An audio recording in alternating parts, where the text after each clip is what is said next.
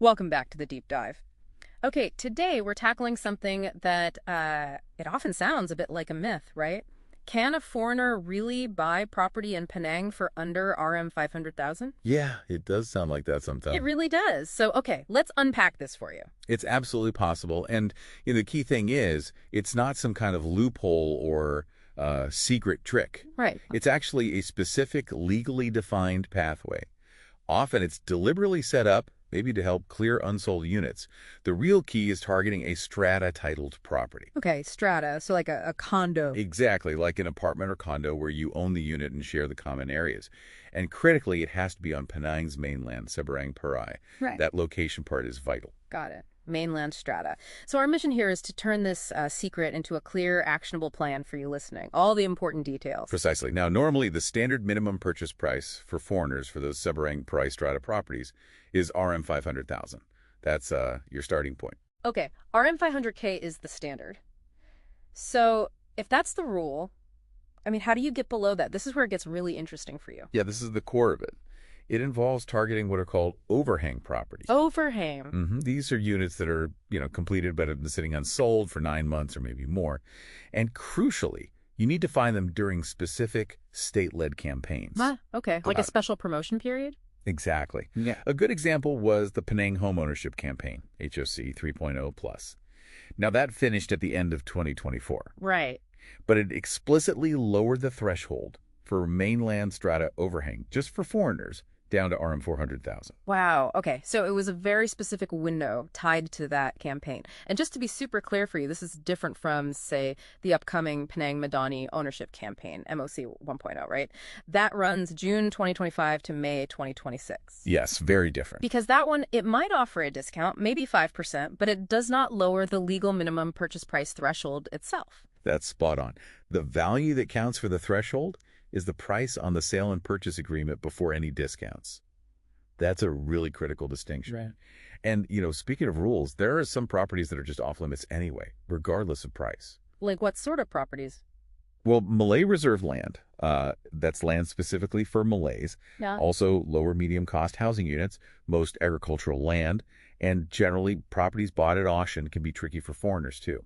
Right. And another thing to clear up for you listening, the Malaysia My Second Home program, MM2H, it's got nothing to do with this specific goal of buying under RM500k, does it? Not at all. Completely irrelevant here. In fact, MM2H actually requires much higher minimum purchase prices, like RM600,000 just for the silver tier. So it's definitely not a route to cheaper property. Okay, good to clarify. So the absolute non-negotiable first step for anyone even thinking about this, you must engage a qualified, independent Malaysian lawyer. Right, not just any lawyer. No, one who really specializes in real estate and, crucially, foreign acquisitions. They're the ones who confirm your eligibility, verify the property's overhang status, check if it qualifies under a specific active campaign with the authorities.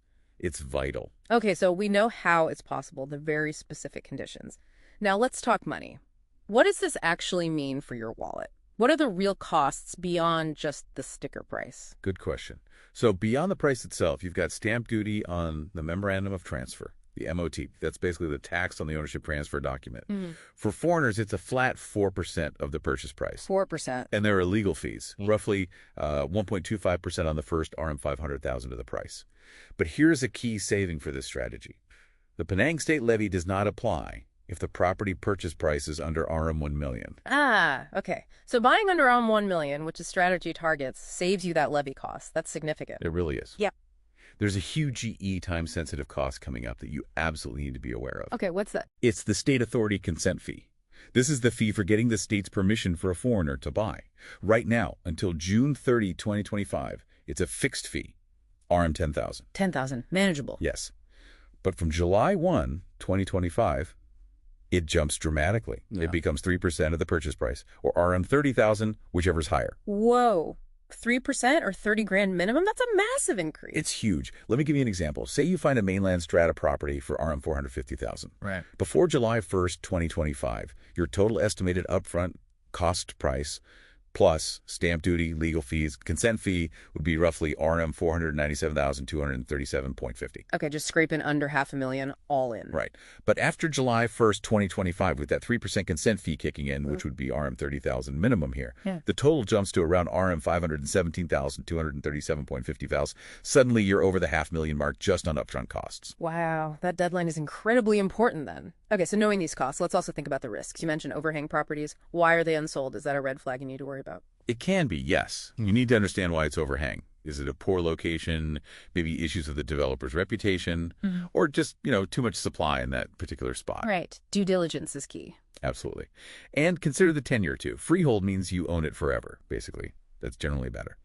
Leasehold means the ownership expires, and the value tends to drop as the lease gets shorter, especially below, say, 60 years. So given all these potential pitfalls, location, developer, leasehold, what's the single most important thing you can do to protect yourself and make a smart choice here?